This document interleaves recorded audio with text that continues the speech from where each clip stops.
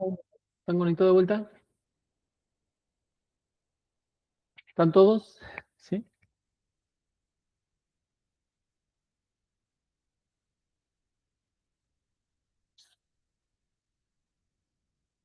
Espera un cachito, voy a encender otra máquina.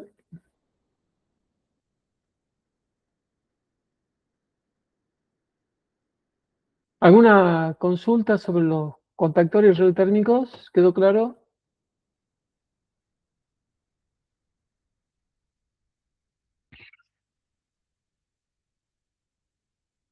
¿Ninguna?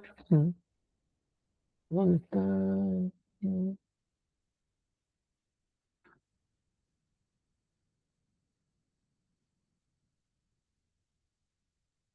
Ah, no me llegó la invitación.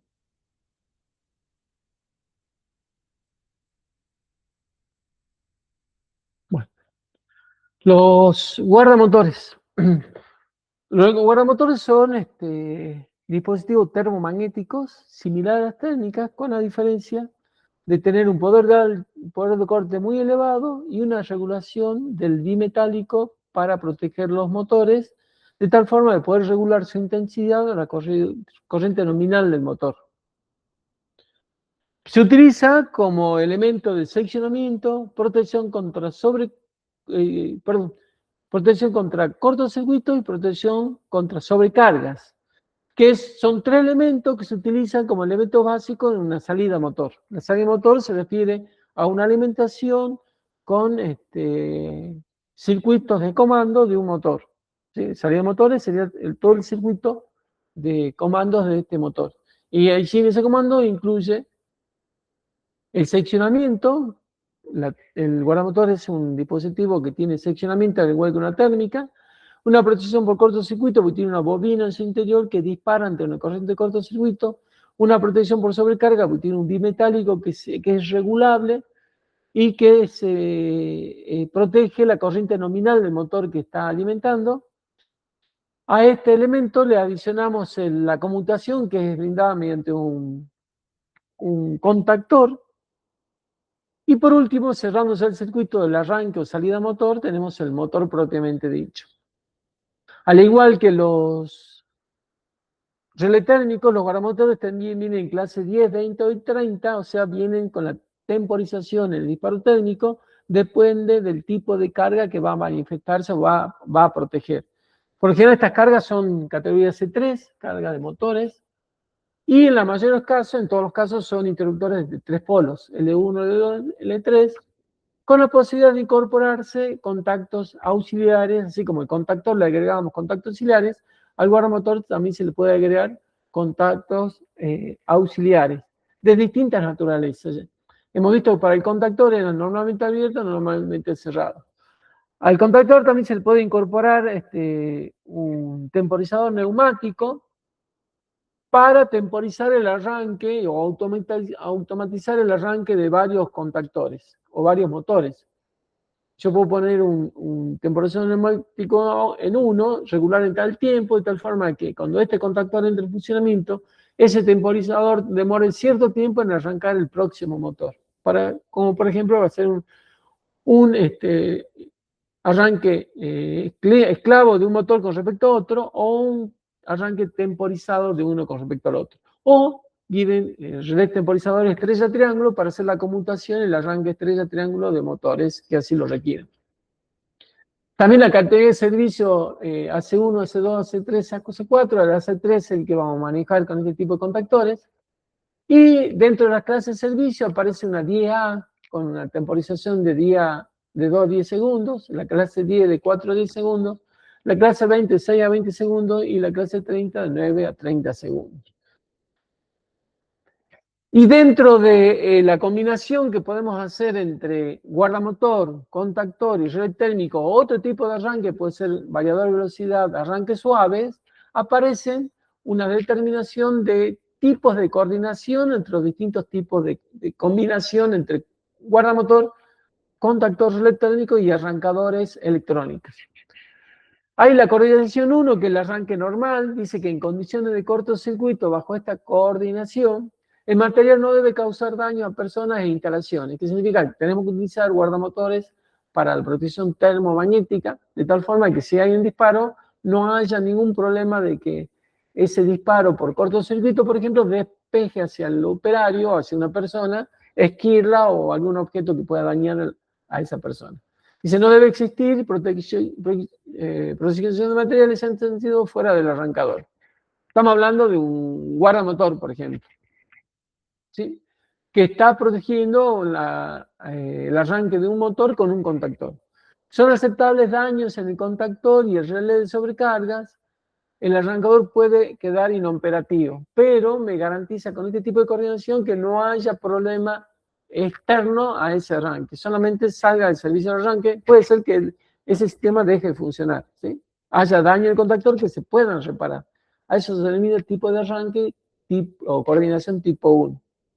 El tipo 2 dice, en condiciones de cortocircuito, el material no debería ocasionar daños a las personas e instalaciones. Esto va a pasar lo mismo en las tres coordinaciones.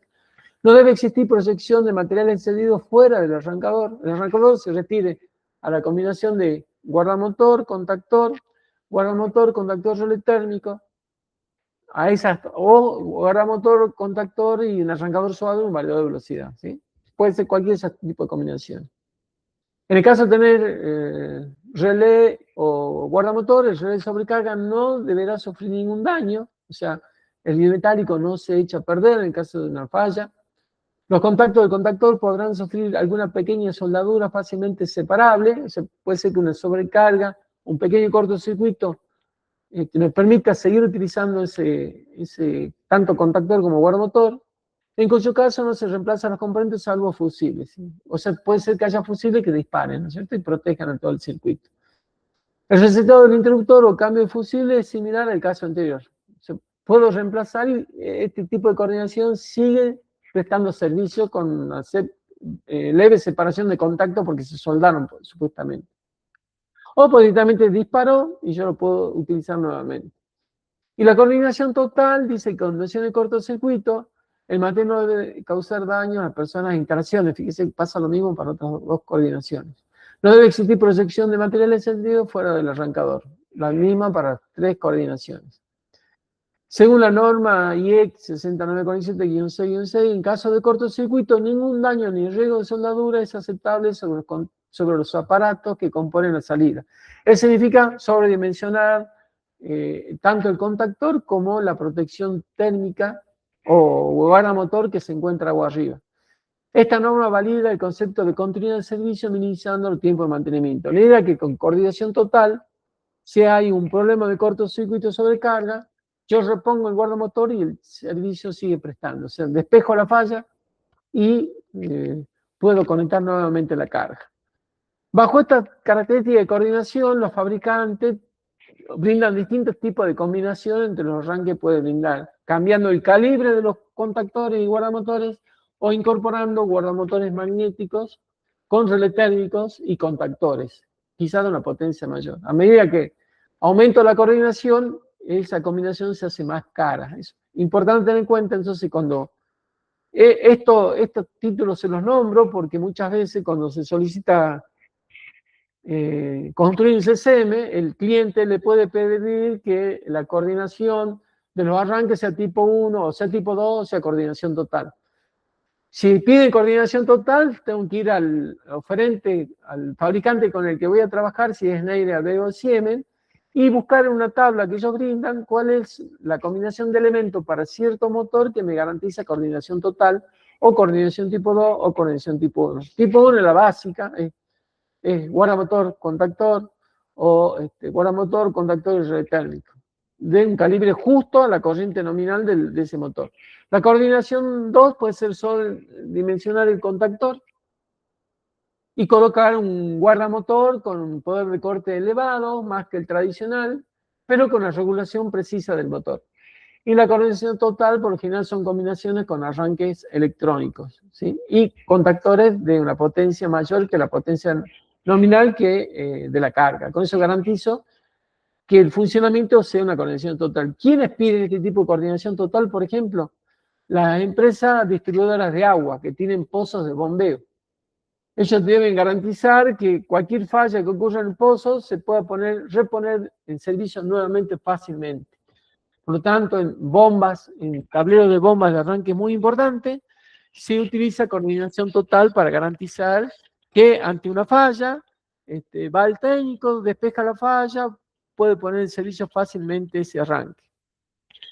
Una coordinación tipo 2 puede ser, por ejemplo, los bombeos de edificios, de departamentos, de tal forma que ante una falla sea fácilmente reponible o reparable ese arranque y poner en funcionamiento. Y tipo 1 es algo económico, que algo de poca importancia, que puede ser una ventilación quizás que no sea muy exigente, muy obligatoria, que si bueno, sale el servicio, me quedo sin ventilación, nada más. No es muy relevante ese funcionamiento.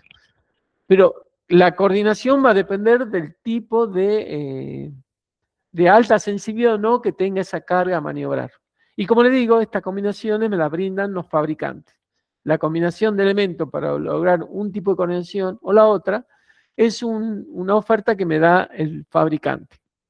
Y me dice que, por ejemplo, para coordinación 2, tengo que usar este guardamotor, este contactor y este arranque suave, por ejemplo. Con respecto a los guardamotores, tiene, a diferencia de una térmica, tiene un poder de corte muy elevado. ¿Por qué? Porque como son elementos pensados para la industria, donde la industria tiene fuentes de energía propias o fuentes de energía de alto poder de cortocircuito, necesita elementos de corte ante un cortocircuito de alto poder de corte o algo de alta capacidad de ruptura. Por eso estos guardamotores muchas veces parten de 15 o 25 kA y van a 100 kA, a veces hasta 150 kA.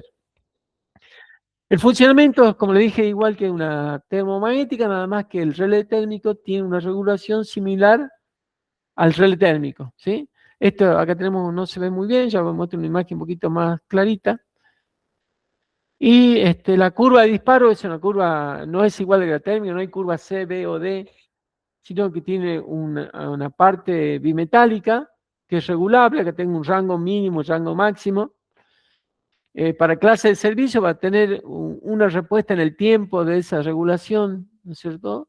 Que va a ser apropiada para manejar corrientes de arranque de motores, y una curva de disparo magnético que no tiene un rango igual que las térmicas, simplemente un valor ajustable que está en el orden de 13 veces la corriente nominal. Si el ajuste magnético está en el orden de 13 veces la corriente nominal al que yo ajuste el relé térmico. El rango de familias, por ejemplo, también, así como había relé térmico de distintas familias, en Siemens tenemos S0, S00, S0 y S2. Y hay una línea S3. Y por supuesto los rangos de corriente cambian sustancialmente, ¿no? Cambian el formato e inclusive cambian las corrientes de cortocircuito. Acá, fíjese, tenemos, S0 tengo 100 kA para corrientes bajas de 1,6, 2,5. Para diamper tengo 50 kA el poder de corte. Estos dos tamaños son de 50 kA. Y el S3 de 40 kA. Fíjense, un poder de corte mucho más elevado que una térmica. Tiene la posibilidad de colocar auxiliares laterales y auxiliares frontales. Los laterales pueden ser inclusive que detecten si existió un cortocircuito o si existió una sobrecarga, indicándome cuál es la naturaleza del disparo, si es magnético o es térmico. O sea, hay contactos auxiliares que me dan señales a mí si el disparo fue térmico o fue magnético, si un cortocircuito o una sobrecarga. Y básicamente el funcionamiento del guardamotor está asociado, entonces, no se puede maniobrar con guardamotor, no está preparado para maniobrar. O sea, no es para que yo encienda y arranque constantemente un motor si bien tiene una maneta o una palanca, que no es para producir arranques. Los arranques se realizan con contactores, ¿sí? El guardamotor no se debe utilizar como elemento de maniobra, sino como elemento de protección y seccionamiento. Como te indico acá, el guardamotor secciona y protege. Mientras que el contactor es el que conmuta. El contactor enciende y apaga, ¿sí? Mediante el circuito de comando es que cierra y apaga el circuito. Puedo realizar una combinación de un guardamotor que sea solamente magnético. Con esto logro una categoría de servicio tipo coordinación 2 o coordinación total, depende del calibre del contactor. Y lo que hace el guardamotor solamente me detecta una falla por cortocircuito, mientras que el relé térmico me detecta una sobrecarga en el motor. Es un arranque que en alguna combinación puedo lograr una coordinación 2, coordinación 3. Se va a depender del fabricante que me entregue estos productos y me indique cuál es la combinación óptima para una coordinación o para otra. Cuando conecto un guardamotor a una carga monofásica, puedo proteger un motor monofásico teniendo en cuenta la corriente nominal de ese motor, que sea la corriente de ajuste de ese guardamotor.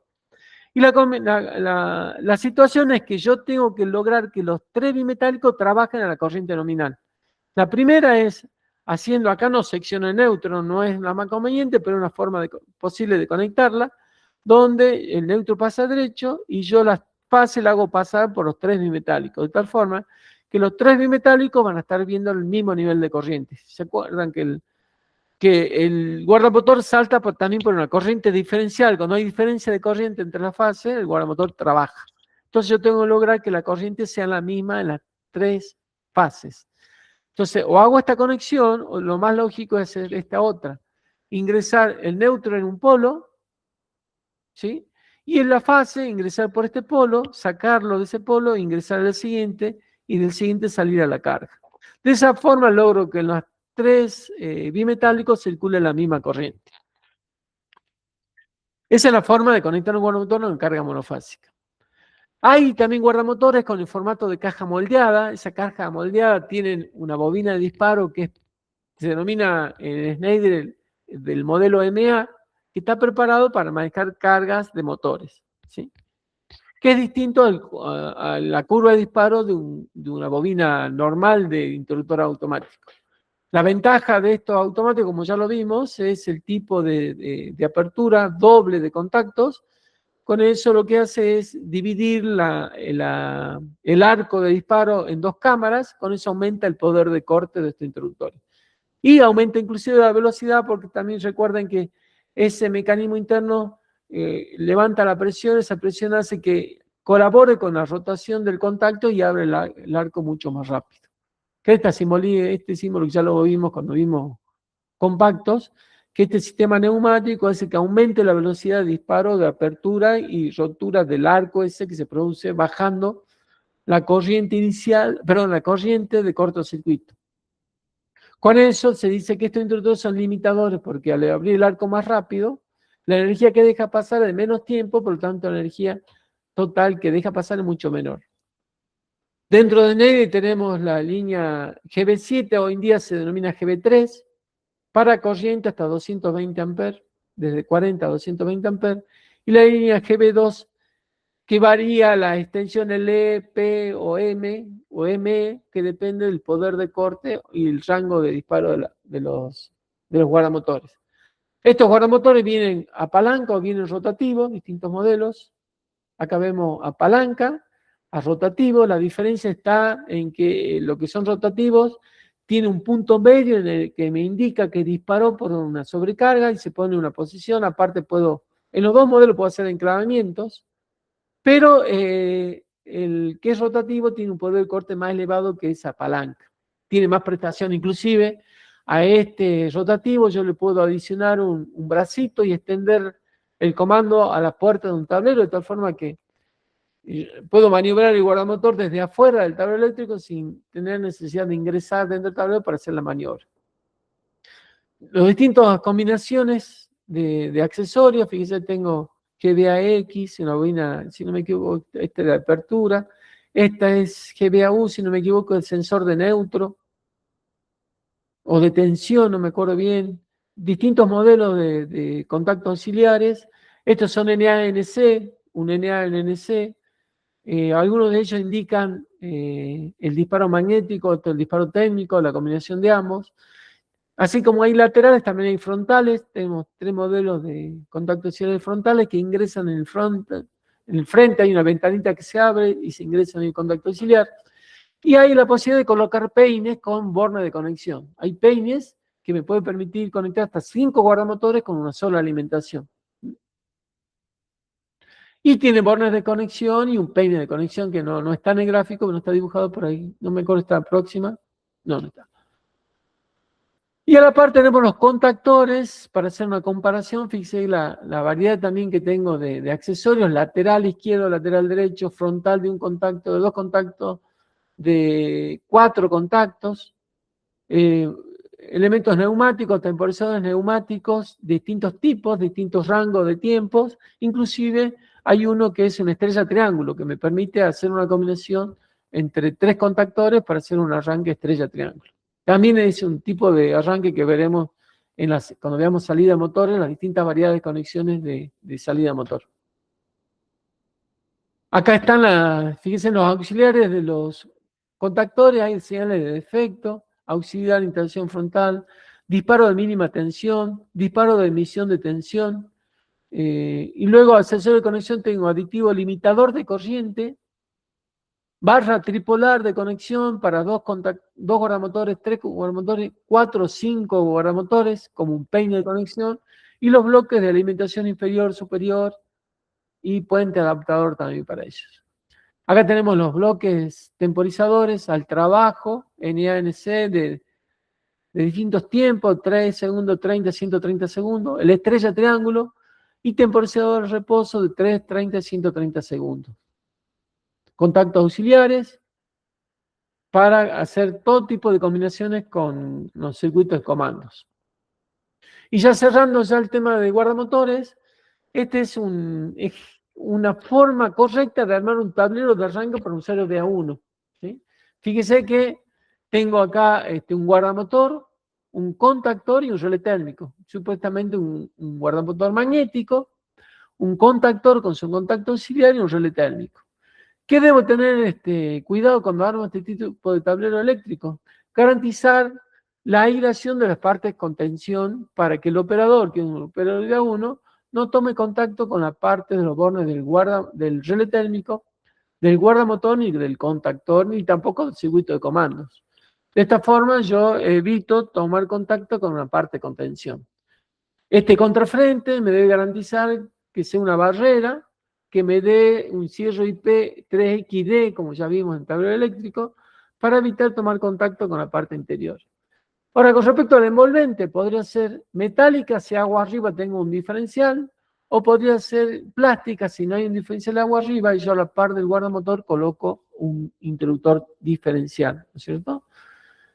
Esta es la forma correcta de colocar un arranque de motor para un usuario B1. Ocultar toda la parte de contención para que no tengan acceso los operadores de ese tablero eléctrico. Acá cerramos el tema de guardamotores, que es muy sencillo, y a tener en cuenta para, en la combinación de motores, elegir el rango de la regulación correcta para garantizar la protección del motor.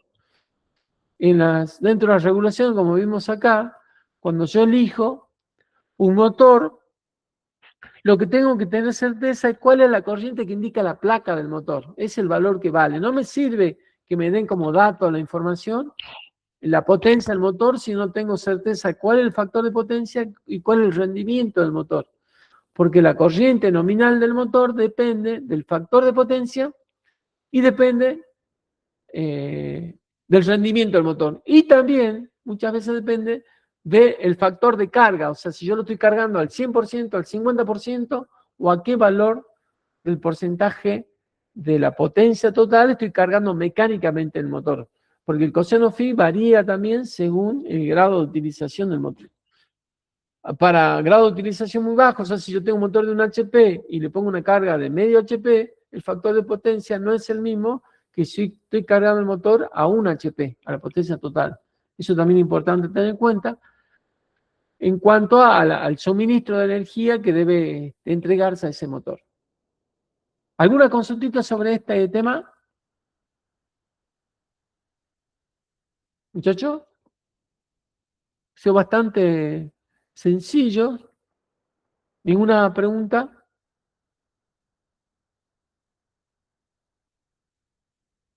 ¿Ninguna consulta?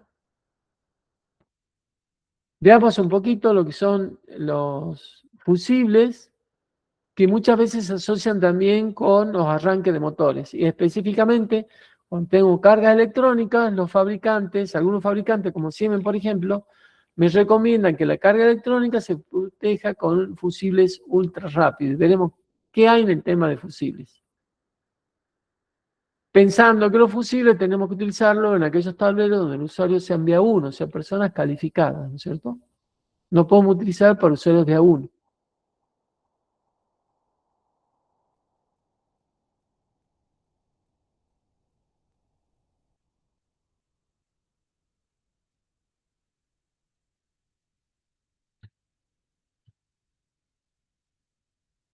Las funciones del fusible, ¿sí?, es proteger fundamentalmente la circulación de corriente del conductor para que éste no se vea sobrecargado y se produzca una pérdida de aislación de su parte, de su capa aislante, digamos, ya sea PVC o XLP. De hecho, cada conductor está preparado para soportar a una temperatura una circulación X de corriente. Lo que hace el fusible es garantizar que esa corriente máxima de trabajo no sea superada. Si supera esa corriente, en el caso de una sobrecarga, si el PVC supera los 70 grados centígrados en un cierto tiempo de duración, esa aislación va a perder estabilidad, va a perder capacidad aislante y tarde o temprano va a poner a esos circuitos en un peligro de falla. Puede ser una falla a tierra, se toque una carcasa, el material conductor pierda aislación y toque de la carcasa y se ponga bajo tensión la carcasa, o bien entre en cortocircuito los cables. Cuando el cable está preparado para trabajar en corriente por debajo de la corriente admisible, y cuando yo mantenga esa corriente, ese cable va a durar X cantidad de años. A medida que yo ponga en riesgo esa temperatura, ese cable va a durar menos tiempo. La forma de proteger ya hemos visto que eran con termomagnéticas y tenemos otra alternativa que es proteger con fusibles. El fusible lo que hace es limitar la corriente para evitar que el cable sea sobrecargado. Y trabaja fundamentalmente con un elemento conductor en su interior, dentro de un ambiente relleno con material de sílice, de tal forma que el contenido de aire de esa botellita que contiene el fusible, ya sea botellita, receptáculo que contiene su fusible, esté en un ambiente con bajo contenido de oxígeno y que ese elemento que lo recubre no sea conductor, pero sí tenga la capacidad de absorber la energía que genera en el momento de que se produce la rotura de este elemento, ya sea por un cortocircuito o por una sobrecarga. O sea, básicamente el fusible en su interior es un tubito de distintos tamaños y distintos formatos que tiene en su interior un material que absorbe esa energía. Y tiene una lámina calibrada a la corriente nominal declarada de ese fusible. En su interior entonces está compuesto por un elemento fusible propiamente dicho, que es un elemento conductor que trabaja a ciertas condiciones de sobrecarga y cortocircuito. Está inmerso en un material que sea capaz de extinguir el arco que se producía al abrirse en su interior. Los viejos fusibles que eran cartuchos, eso que conocemos cuando éramos chicos, yo conocía, no sé si ustedes, pero era un cartucho que tenía un alambrecito en su interior y no tenía nada más que aire. ¿Sí? Eso ya no se utiliza un elemento que tiene en su interior una arena de cuarzo o sílice de alta capacidad de pureza para que los granos se acomoden de tal forma que no quede el interior, quede poco aire, ¿sí? Poco aire en su interior, de tal forma que el arco se produzca, no tenga mucho oxígeno para propagarse y producirse ese mayor volumen de arco. De hecho, esa arenisca que está en su interior de cuarzo tiene una granulometría tal que confine o tenga la menor cantidad de oxígeno en su interior. Y ese cuerpo es una cerámica, un cuerpo aislante, habitualmente es una cerámica, un porcelanato, que contiene en su interior y tiene contactos en los extremos. Esos contactos tienen distintos formatos según el formato del fusible. Y que se conectan con bases portafusibles que son particulares para cada modelo en particular. Y acá el modelo distingue la característica también del fusible. El más característico que conocemos, que se utiliza en acometidas, en seccionadores portafusibles tipo cuchillas, Son los fusibles NH. NH son característicos, que es algo rectangular, cilíndrico, rectangular, que tiene en su interior una lámina. Esa imagen que ven ustedes en su interior es una lámina, la parte amarilla es el relleno de arena de cuarzo, y la lámina tiene este formato particular. Tiene distintas perforaciones que trabajan, fíjense, son, en este caso, a lo largo de 4 perforaciones, que lo que hace es enangostar la lámina fusible, de tal forma que esos puntos donde se enangosta son los que trabajan en el caso de cortocircuito, mientras que la parte central, que es la deposición de un material distinto a la lámina, que tiene un punto de fusión menor a la lámina, es el elemento que trabaja entre una sobrecarga. O sea, está en una sobrecarga, el fusible NH se corta al medio, en un cortocircuito se cortan las distintas secciones, donde se encuentran estos cercos, los distintos estrechamientos de esa lámina. Imagínense que esta es una lámina que debe tener menos de 1 milímetro de espesor y un ancho de 5, 6 o 1 centímetro de espesor, conectado en los bordes superiores, que es una cuchilla metálica, que es un cobre estañado, o un latón estañado, que es una cuchilla que ingresa en las bases. Tiene internamente un alambrecito fusible, que este fusible se quema cuando se produce el arco internamente, y desprende o suelta una laminita que se encuentra en la parte superior, que es el indicador de fusión, que está como contenido con ese fusible, que es una laminita de acero, que cuando se corta el alambre de fusión se levanta y tiene como una banderita roja que indica que ese fusible se disparó, actuó, ¿no es cierto? La carcasa, esta naranja, es porcelana o cerámica, aislante, y el interior, como ya le dije, contiene la arenita, esta arenita de cuarzo, que es la que va a absorber la energía en el caso que se produce un cortocircuito o una sobrecarga. ¿Sí? Acá tenemos representada eje de coordenadas de corriente nominal que circula por el fusible y tiempo de disparo en la vertical.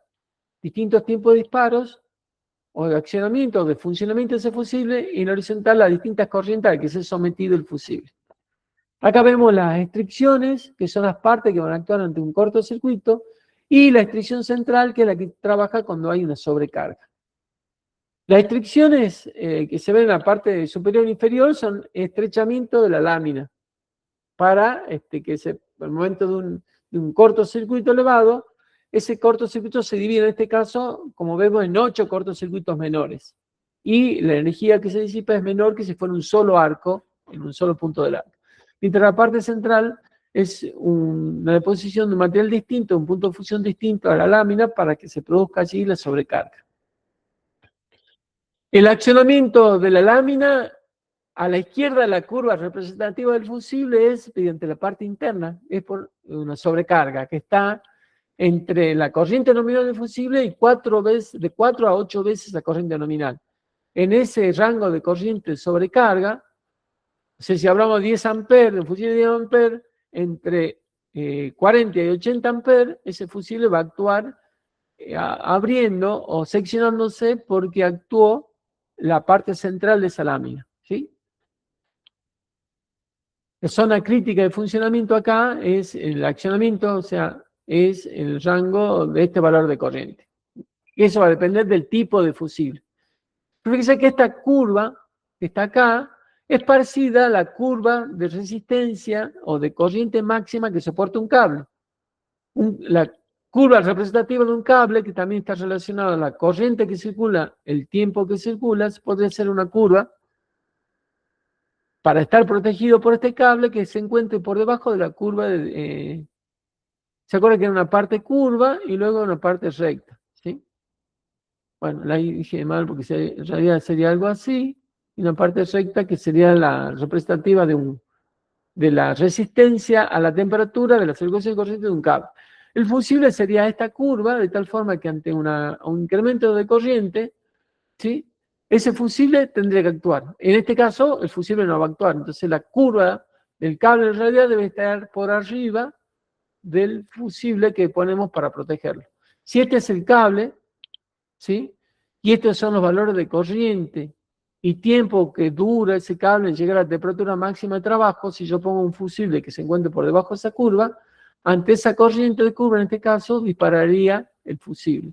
Si estoy en una sobrecarga en este punto, cuando llegue a este punto, el rango sería el punto de disparo del bimetálico, de la estricción central de este fusible, actuaría y despejaría la corriente, protegiendo para que esta corriente no llegue a superar en el tiempo la corriente que soporta el cable. En definitiva, entonces, la curva de disparo de un fusible es aquella que me garantice la protección tanto de sobrecarga de un cable que se encuentra una curva representativa por arriba de esta curva del fusible. Al igual que la térmica, entonces, elegíamos la térmica que tenga unas curvas que estén por debajo, de la curva de disparo del cable. Bueno, rango mínimo, máximo. En este caso, el fusible también vamos a hacer la elección de la misma forma. Elegir una curva del fusible de tal forma que garantice la protección del cable. Pero también las funciones de los fusibles es no tan solo proteger los cables, sino también proteger algunas cargas electrónicas particulares como son los IGBT de los arrancadores suaves, los variadores de velocidad. Esos dispositivos electrónicos necesitan un cortocircuito en un interruptor de interrupción de la circulación de corriente mucho más rápida que un interruptor automático, y eso se logra con fusibles ultra rápidos. Los fusibles ultra rápidos son con una curva distinta, ya compararemos las curvas de disparos de un fusible de protección de cables normales. Y de allí vienen los distintos tipos de fusibles. Los fusibles se denominan según su característica de disparos en el formato, por ejemplo, GG o GL, que son principalmente protecciones generales de conductores, ¿sí? Clase de servicio GG, que es el estándar que utilizamos siempre, que es el fusible Diacet, Neocet, que se usa en la cometida, los fusibles NH, que se usa en la cometida de medidores, que son fusibles para protección por general de cables. Acá está representada por una curva negra, esta negra que vemos acá, ¿sí? Que tiene X cantidad de tiempo de disparo, ¿sí? Para una corriente X, ¿sí? Fíjense que la curva esta, si tomamos un cable que estaría por esta posición, protegiendo un cable, ¿sí? Este fusible actuaría a 10 por 3 sería 10, son 3 ceros, sería 1000 amperes, actuar un tiempo de 6 milisegundos, ¿sí? Y no permitiría que esa corriente siga circulando por este cable y lo dañe la aislación de PVC, llegue a una temperatura mayor a la que él soporta y pueda dañar la aislación de PVC. Un fusible tipo AM, que es una protección de motor, como la protección tiene una corriente de arranque distinta a una carga normal, yo necesito un fusible, fíjense que la curva de disparo del fusible está un poquito alejada a la derecha del GG para absorber esa corriente inicial de arranque de un motor, ¿sí? Que es lógico porque el motor para llegar a la velocidad de sincronismo pide más corriente que la que necesita, hasta que llega a la velocidad de próxima velocidad de sincronismo. A partir de ese instante, esa corriente disminuye a la corriente nominal.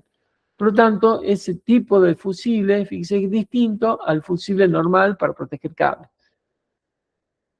No obstante, yo debo garantizar que esta curva, cuando protejo el motor, tenga una curva que sea menor que el cable que está alimentando casualmente ese motor. Se tengo que comparar esta curva con el cable con que estoy alimentando el motor, que sería esta curva roja que representé acá. Y luego están los tipos Citoro ultra o rápidos, son fusiles más rápidos, que en este caso sería el rojo. Dos niveles, bueno, en aire tienen dos familias de disparo, uno que se llama GS y otro GR. Esta es una característica particular de Siemens. Se llaman, denominan Citor de la familia 3N1 y 3N4. Fíjense que la N4 es más rápida que la N1. Ese tipo de fusible que es más rápido que el G y más rápido que la AM está pensado para cargas electrónicas, para cargas de elementos electrónicos que necesite que la liberación de energía sea más rápida que en un cable común, o sea, sufre más daño, una carga electrónica, este componente electrónico, que un cable. Por lo tanto, necesita que el despeje de la corriente sea muy bajo. Acá hay, si pongo en serie estos fusibles y tengo una corriente, en este caso de, no sé qué esto está hablando, de amperes, el valor eficaz de amper, bueno, acá dice 2 amperes, en el caso de 2 amperes, si tengo un ultra rápido conectado en serie con uno de GG y otro de respaldo de motor, el que va a disparar primero va a ser el ultra rápido. Por lo general, en el caso de variado de velocidad, se coloca en los bornes superiores de ese variado de velocidad de estos fusibles ultra rápidos, de tal forma que si hay un cortocircuito, esa energía que viene desde afuera hacia el variador sea despejada por el fusible con mayor rapidez que si fuera un interruptor automático o un fusible normal. Esa es la idea de despejar esa energía con mucho más tiempo. La composición de la lámina fusible es como está mostrada acá. Tengo una lámina de cobre que sea lámina a la corriente nominal, ¿sí? Y tiene la deposición, esta parte, digamos, la sección en la corriente nominal del fusible, y tiene incorporada una pastillita de estaño que funde a una temperatura menor que el cobre. Cuando esta se funde, se produce una aleación con el cobre que baja el punto de fusión del cobre, y es por eso que en el tipo de sobrecarga, la apertura se produce en esta extrusión donde tiene esa pastilla de distintos materiales de cobre.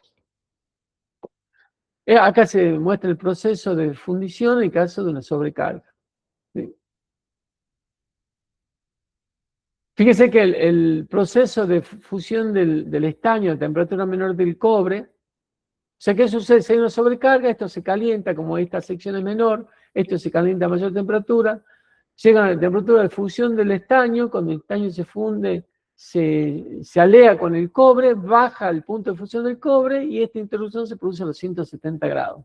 Mientras que si no hubiera esa aleación distinta, acá en el ejemplo sin aleación, la temperatura de fusión en cuenta de ser 100 grados centígrados pasa a ser 1083 grados centígrados, y significa que necesita más tiempo para fundirse. En definitiva, lo que se logra con esto es disminuir el tiempo de disparo de accionamiento del fusible y que se produzca netamente en esa extracción central del fusible. Pero cuando hay un arco, ese arco se produce en el engostamiento de la lámina, como vimos anteriormente, que son distintas caladuras dentro de la lámina, de tal forma que el arco se divide en varios arcos, de una forma que en un interruptor automático rotativo el arco de un cortocircuito se abría en 2, en este tipo de láminas se abren en 4 o 5 arcos distintos, disminuyendo esa energía, y esa energía siendo absorbida por el cuarzo que se encuentra en su interior. ¿Sí?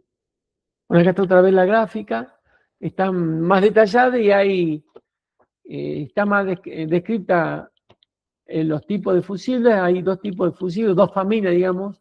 La tipo A, fusible de uso parcial contra cortocircuitos, y uso general contra sobrecargas. ¿Hay algún mensaje? Permítame que vaya al chat. Ah, hay una persona que se quiere sumar.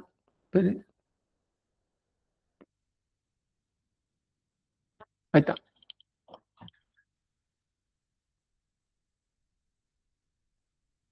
Ah, tengo muchas ventanas abiertas. Bueno, está la misma curva que vimos hace un rato.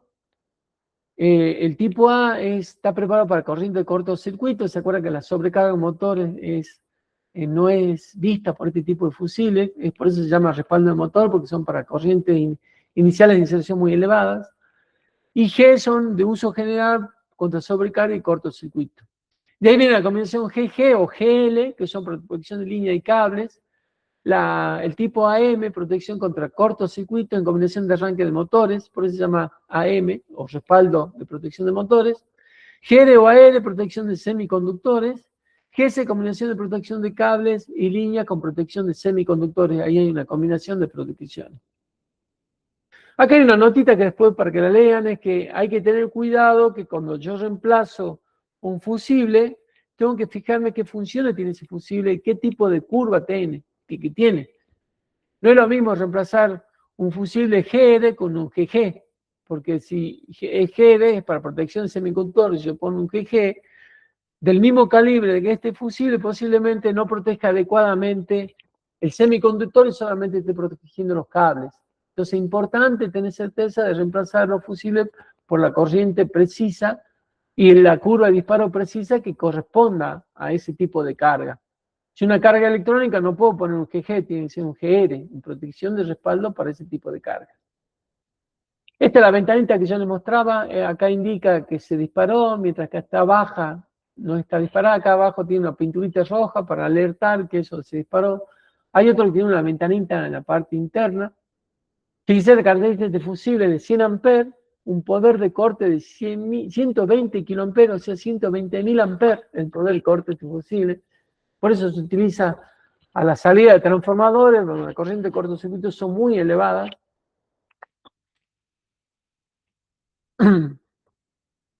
Bueno, estos son tamaño NH, si bien el tamaño es chico, doble cero, pero tiene un poder de corte muy elevado, la tensión de servicio 500 voltios. La característica GG-GL, esa característica sí me viene impresa o estampada en el fusible. Acá tengo un modelito de disparo, este disparó, fíjense que acá se levantó la lengüetita, acá está activo, acá está desactivado porque se disparó el contacto. Esto se puede incorporar dentro de estos seccionadores portafusibles y tenga mucho cuidado. Estos seccionadores no se puede trabajar con circulación de corriente, no puede cerrar un cortocircuito, hay que tener mucho cuidado. Son elementos de protección, pero no son de maniobra. Maniobra en cierta forma es para poder reemplazar el fusible, pero no significa que lo voy a utilizar como interruptor para usarlo para corte general de una instalación eléctrica. De hecho, los fusibles, este tipo de fusibles están prohibidos en tableros principales, por ejemplo. No se puede colocar este tipo de fusible en tableros principales porque no es un elemento de maniobra. Si bien puedo maniobrar y abrir para sacar los fusibles, pero no es para estar abriendo y cerrando circuitos, y mucho menos con circulación de corriente, y mucho menos de situaciones de corriente de cortocircuito. Los fusibles NH vienen en tipo GL, GG, AM, los SIGTOR, que son de protección ultra rápido, de respaldo AR, GR y GS son los fusibles ultra rápido tipo SIGTOR. Calibres de 2 a 1250 amperes y tamaño de 000 hasta 4A. En consecuencia, tengo bases para distintos tamaños de fusibles. Cada tamaño de fusible, de esto que vemos acá, tengo un tamaño de base o soporte de su fusible. Bueno, el CM tiene con indicador combinado, que son estos que están a la derecha. Acá tenemos un tipo de base, tamaño 00, que viene con accesorios, tapabornes, separadores para colocar bases contiguas una debajo de la otra, y hay inclusive una empuñadura que me permite trabajar con tensión en estas bases. Con mucho cuidado, puedo trabajar con esta empuñadura con tensión. Si es en la cometida de medidor, por general la alimentación es permanente y yo tengo la salida que va al medidor, entonces ese tipo de fusible debería manejarlo con este tipo de empuñadura, que es una empuñadura aislante que me permite colocar y extraer fusible de la base portafusible. Esta base portafusible es de un tamaño que depende del tamaño del fusible que vaya a conectar. Luego de los fusibles NH tenemos el fusible Diacet, ¿sí? Este tipo de fusible se utiliza generalmente en instalación domiciliaria y prácticamente no es usado en el ámbito industrial. En la domiciliaria nuestras normas no lo permiten, las permitía antiguamente antes que aparezca reglamentación AEA, pero decía que si fuera domiciliaria, esa domiciliaria tendría que tener usuarios de A4, ¿sí? Puede ser domiciliaria con usuarios de A4. Pero están muy poco usados prácticamente estos fusibles, son elementos que vienen en un cilindro, que tiene el contacto en la parte superior metálico de un extremo y el otro extremo. Internamente también es una lámina que viene dentro de un receptáculo con porcelana que contiene en su interior también esta arenisca, arena de cuarzo, que absorbe, trabaja igual que el NH prácticamente, pero se diferencia del NH porque tiene distintos tamaños y los tamaños también se pueden calibrar o limitar el uso de esta base, que es genérica hasta 32 amperes, pero modificando este pequeño anillo de ajuste, yo puedo ajustar para que el fusible que coloque sea hasta un cierto calibre y no poner calibres mayores. Tiene una base con tapas de base, la base portafusible, fusible y el capuchón. Son utilizadas por general con usuarios B4 en la industria, en plantas de, estaciones transformadoras de tensión. Por ejemplo, Trasnoa lo utiliza mucho en tableros que ellos emplean. Acá hay otro tipo, con otro tipo de distintos de anillos.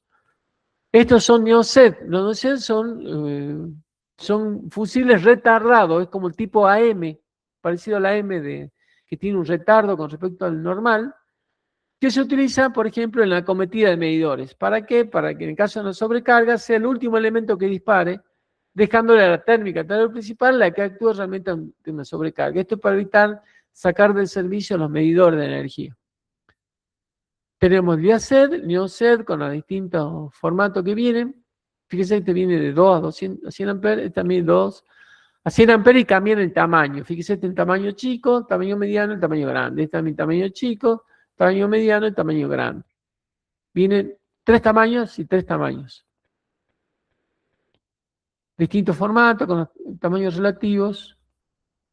Algunos, Siemens tiene este tipo de zócalos o soportes para Real DIN, inclusive vienen hasta peines de conexión para conectar varios fusibles.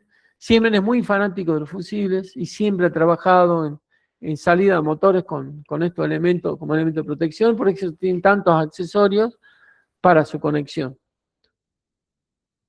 Luego están los fusibles cilíndricos de distintos tamaños. Fíjense, tenemos de 8x31, de 10x38, de 14x51, de 22x58.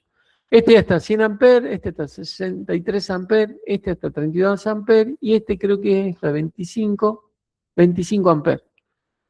Distintos tamaños, distintos formatos y por lo general estos son el tipo de GG, son para protección de circuitos de comandos o circuitos de baja corriente. Porque sí, porque son circuitos de comando, utilizados mucho en la protección del circuito de comando de motores. Bueno, acá hay un corte esquemático de estos fusibles Diacet. Daños habituales que ocurren esto por falso contacto.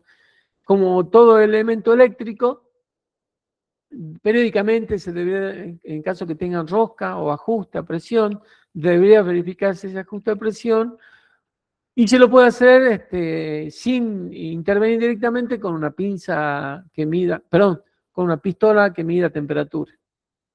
Si la temperatura está por arriba de los 40 grados centígrados, estoy poniendo en peligro a los conductores. Si es muy superior a 45 grados, el conductor está sufriendo. Si supera los 70 grados, está sufriendo la aislación del conductor y también los elementos de conexión de ese dispositivo. Por lo tanto, mediante esta pistola acá lo puedo verificar si esto está teniendo problemas puede ser de contacto por cambio de temperatura, desajuste de las roscas, que ocurren por la dilatación y contracción a la circulación y al dejar de circular esa corriente.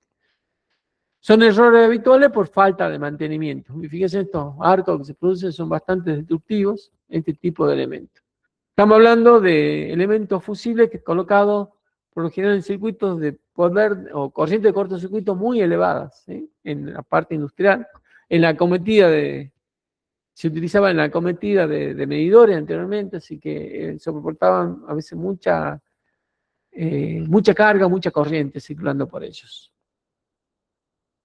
Cuando veamos arranque de motores invariados de velocidad, veremos que distintos fabricantes recomiendan utilizar, por ejemplo, los ultra rápidos como elemento de protección a las plaquetas electrónicas de estos dispositivos. Con esto termino estos 3 temas: contactores, relé técnico, guardamotores y fusibles. Ya pasaríamos a armar los tableros eléctricos con todos los conocimientos que hemos adquirido en elementos de protección y ver las particularidades que tienen cada tipo de tableros, de distintos usos, como son los distribuidores, distribución de potencia, los tableros normales domiciliarios de pequeñas instalaciones, los tableros también veremos para los salteños de medidores de Salta, los multiusuarios. Como ya le dije, centro de control de motores. Transferencias, se me olvidó el nombre hace un rato, pero transferencias automáticas realizadas de distintas formas. Y los de tableros de comando de motores, de capacitores, perdón, para hacer corrección automática o corrección directa o corrección fija con capacitores de corrección de factor de potencia. ¿Alguna consultita de lo que vimos? Porque acá ya termino, así que háganme cualquier consulta. Tenemos hasta las 10 sobre los temas que hayamos visto hasta ahora. O alguna inquietud que tengan. Tengo una inquietud que me pasó Reyes. Creo que no está conectado acá Reyes. No sé si es de Reyes, ¿será? Pero me mandaron una inquietud de que quieren ver mayor ensayos o lo que se ve en la práctica, digamos. Casualmente esta segunda mitad que vamos a empezar ahora es ya ver toda esta aplicación, todos los conceptos que hemos visto de protecciones en los armados, en los tableros eléctricos. Fundamentalmente viendo esquemas topográficos, características particulares que tienen que tener cierta parte de la instalación eléctrica, o por ejemplo las barras de distribución, qué nivel de protección debemos tener.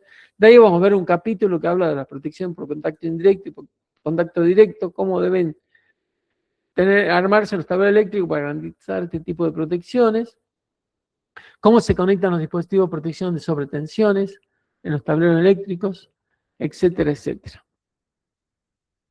Me falta ver ese tema también, dispositivo de protección de sobretensiones, que lo veremos en aplicaciones particulares de algunos tableros. ¿Alguna consultita quieren hacerme? ¿Alguna pregunta sobre lo que vimos? ¿Ya volvió Damián? ¿Ninguna de lo que ya vimos? ¿Alguna consulta? Están todos dormidos, ¿qué pasa?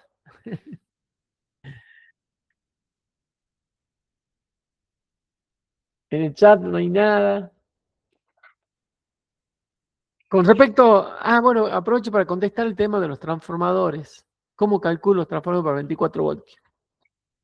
Cuando tengo varios arranques de motores en 24 voltios y quiero poner un solo transformador, tengo que ver qué simultaneidad de arranque hay en los contactores. Si tengo 3 contactores, supongamos que tengo 10 contactores, de los cuales 3 funcionan en forma simultánea, son todos de 9 amperes. ¿Qué significa? Que los 3 que arrancan inicialmente necesitan 70 volt-ampere cada uno. ¿Qué significa? Si son 3, necesito 210 volt-ampere para que funcione, arranquen los 3 funcionando en forma instantáneamente. O sea, el transformador ya de hecho debería arrancar 210 volt-ampere. Pero si al mismo tiempo están funcionando el resto, que serían 7 contactores de 7 volt-ampere cada uno en una corriente de mantenimiento, estaríamos hablando de 7 por 7, 49. 49 más 210 me da 259 volt-ampere. O sea, necesitaría para ese caso un transformador de 300 volt-ampere. ¿Me entendiste, Alejandro? Era contestando a tu pregunta. Con respecto a la longitud del cable, tengo que calcular a esa potencia máxima, ¿sí? ¿Cuál es la caída de tensión que voy a tener en ese cable para evitar que esa caída de tensión no supere un 5%? Hablando de 24 voltios, un contactor de 24 voltios con una caída de más o menos 5%, estoy sobrado que va a funcionar correctamente. No va a haber problema porque el cierre inicial sí tengo que garantizar que mi transformador tenga la capacidad de entregar esa potencia. Si no calculo muy bien el transformador, los contactores van a empezar a zapatear, se conectan y se desconectan y empiezan a volverse loquitos. Por ejemplo, si tengo 2 contactores que van a andar en algún momento en forma simultánea y son de 9 amperes, de 9 a 25 amperes, la potencia de llamada va a ser 70 más 70, sería 140 volt-ampere.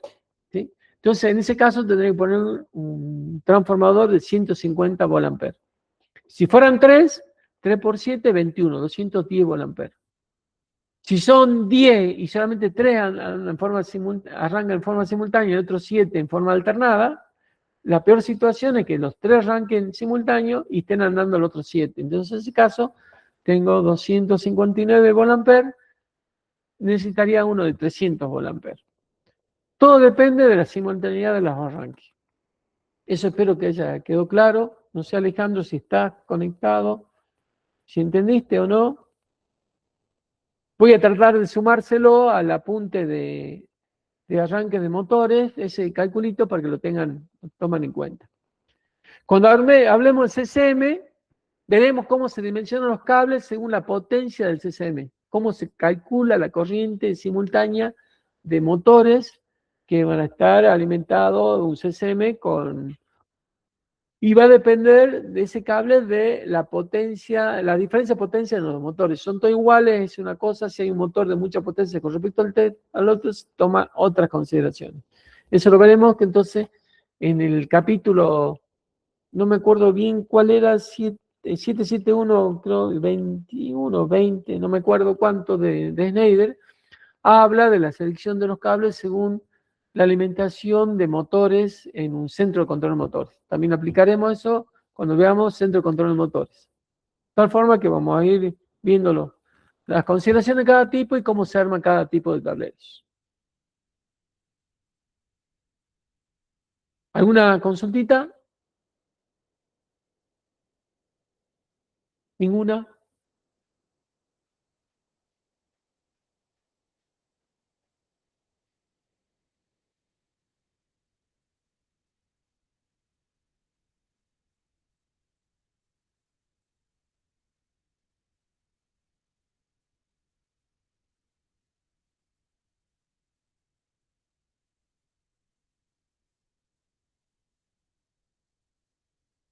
Bueno, no hay preguntas, entonces corto acá.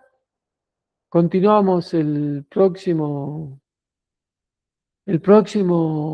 martes. Ya vamos a ver un tablero de distribución que incluye un arranque y todo lo que es esquema topográfico, esquema unifilares y las consideraciones de los elementos como utilizar para el armado del tablero. Así que los espero el próximo martes. Ya le pasaré el link. Va a ser el mismo link. Hoy en día renové el link, va a ser un link nuevo para la segunda mitad de este curso. Así que nos vemos el próximo martes. Que tengan buen fin de semana. Y el apunte se los paso mañana, como siempre, con las grabaciones de hoy.